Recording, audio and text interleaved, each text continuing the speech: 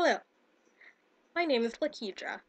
I am a voice teacher, performer, clinician, and I also teach reading at the K through 12 level. I am completing a second master's degree in education with a concentration in curriculum and methods. I was diagnosed with fibromyalgia back in 2012. My life has changed drastically. I'm not sure if it's for better or for worse, but it's surely different. I take each day one at a time, and I deal with every situation as it comes. I can't tell you that the days have been easy. I can't tell you that this journey has been easy, but I have overcome it, and I have made it my mission to help others overcome the same situation. This presentation will give you, as teachers, caregivers, supporters, and parents, a better understanding of fibromyalgia and give you specific ways to help those that are dealing with fibromyalgia. Throughout the presentation, interwoven between all of the information that I'm going to present, will be confessions by me as a teacher and a fibromyalgia patient, and I hope that will better explain some of the components of the condition and better explain some of the strategies that are used to help fibromyalgia patients. I would also be remiss if I didn't let you all know that there might be 3 other guests joining my presentation. Those would be my therapy cats, Leela, Sky, and Harmony. They are certified therapy animals. They help me during flare-ups, and they are emotional comfort and companions to me. I hope you find all of this information valuable, and I thank you for watching.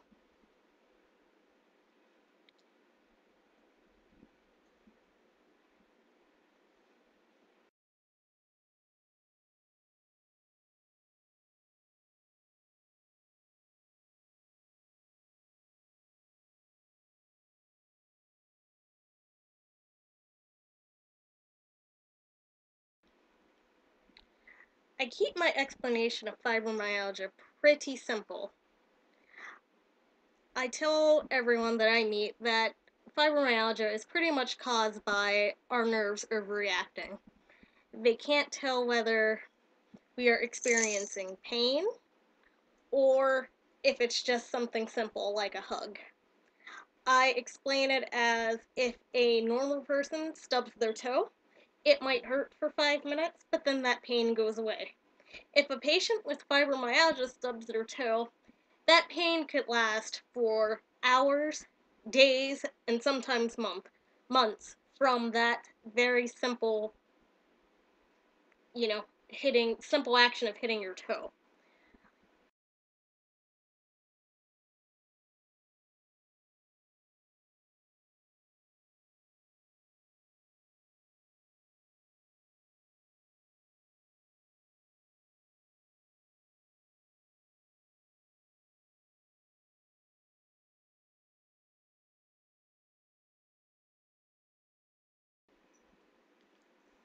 Fibro fog.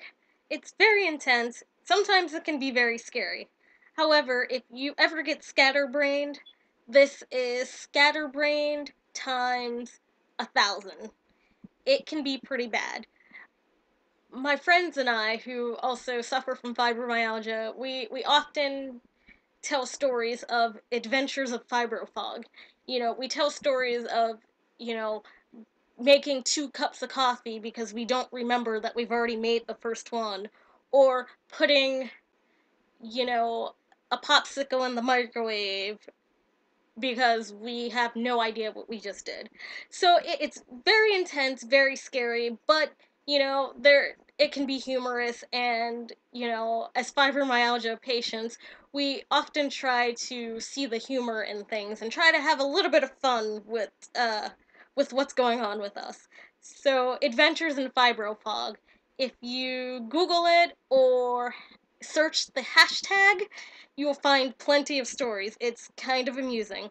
But fibrofog is a pretty big deal, and as you saw on the last slide, it's characterized by forgetfulness, um, you know, pretty much loss of short-term memory, and, difficulty concentrating.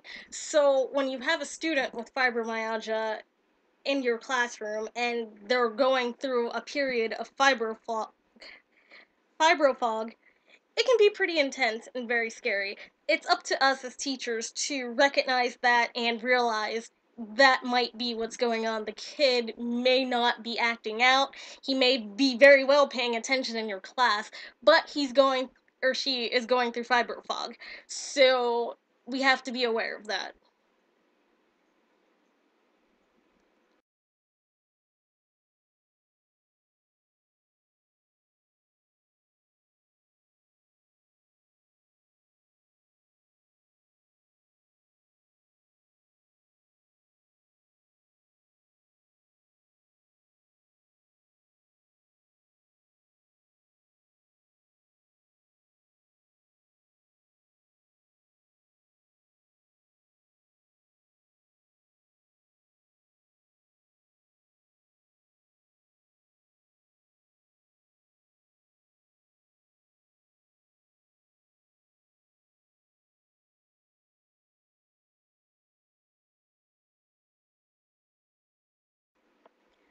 I just wanted to reiterate some of the strategies that were presented on the last couple of slides here. The first strategy I wanted to implement was, um, as teachers, our students often need our support in everything. Particularly students with fibromyalgia, this goes for both teaching adults and teaching students that are at the pre-K through 12 level. You may be the only form of support that student has, and they need that. They need someone to confide in. Please be there for your students. I know that many of us already are in various ways, but please, please, please allow your students to confide in you. Please be available as a support system to your students. That is very helpful when dealing with fibromyalgia because it lets everyone know that you care. Also, the use of exercise and movement in your classroom activities. If you know a student in your class has been diagnosed with fibromyalgia and you see them kind of wincing in pain or getting a little bit restless, anything like that, maybe then it would be time to, get up and move around, whether it be, take 5 minutes and just stretch, um, take 5 minutes and do some relaxation techniques and some guided imagery, take 5 minutes and do, anything that involves movement. So exercises, if you know any yoga stances or yoga poses, do those in the classroom. It's very beneficial to those, recess. I know that recess is a big deal in the elementary school, so, maybe it's just time for everybody to go outside and run around. It's a good stress release. It's a good way to, you know, wake up the muscles that have probably been, stiffening up for hours now. So it's a good way to do that, and it helps with pain, it helps with, de-stressing, and it keeps morale up in your classroom. So this won't only benefit the students with fibromyalgia, but it'll benefit the entire classroom. Also, to manage fibrofog, I want to reiterate the 10 and 2 uh, principle. Basically, that principle says you lecture for 10 minutes and then have the students download whatever they possibly can in the next 2 minutes. And the premise is that we learn and remember the first and the last thing that we were taught. So by chunking, information into 10-minute intervals, this gives your students a better chance of grasping the information, and it doesn't give them, overload. Your brain is, you get too much information and your brain just goes to overload. And for fibromyalgia patients, especially those that are dealing with fibrofog and having, a hard time concentrating, this isn't a good thing. So, using the 10 and 2 premise, you can chunk your lessons together. I use the example 2 plus 2 is 4. We all know that. But if you're teaching a student that has fibromyalgia that 2 plus 2 is 4, and you're going through your motions, you're going through all of your activities, and that student is in a fibro flare and dealing with fibro fog at that particular moment, it is likely that he won't get that information. 2 plus 2 might be 3 to that student because they may be remembering another lesson, or they may have just gone on with you to the next lesson.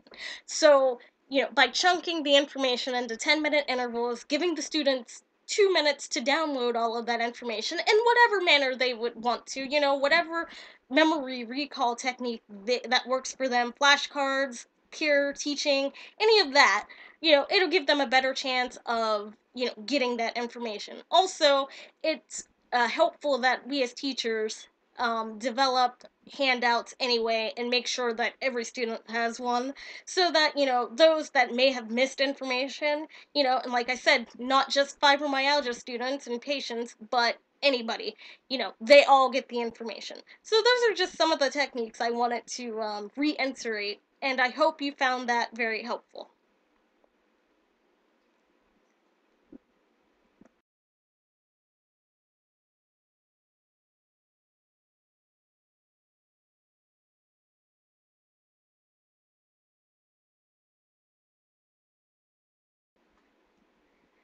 Fibromyalgia can be a very tricky condition. It's non-predictable, and the treatments and techniques may work for some, but not all. This is not a one-size-fits-all condition. Everyone has a different set of symptoms. Everyone experiences their symptoms in a completely different way. But know this, things can change minute to minute and day to day. Some days I can feel like running a marathon. Other days I'm not able to get out of bed. That is just the nature of the condition, and that's the kind of things that we all have to deal with on a daily basis. I hope this presentation was very informative and enlightening. Thank you for watching.